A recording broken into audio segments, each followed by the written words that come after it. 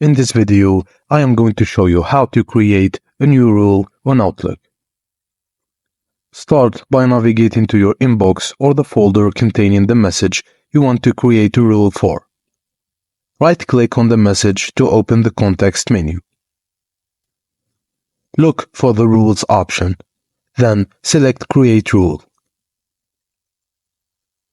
You'll see various conditions that you can apply to your rule. Since we're creating a rule based on the subject line, select Subject Contains Condition.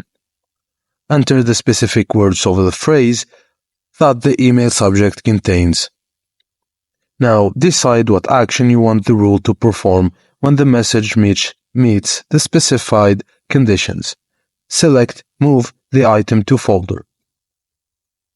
You will then need to specify the destination folder. You can choose an existing folder or creating a new one.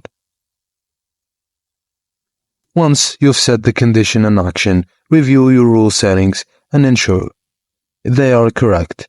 And after that, click OK to save and activate the rule.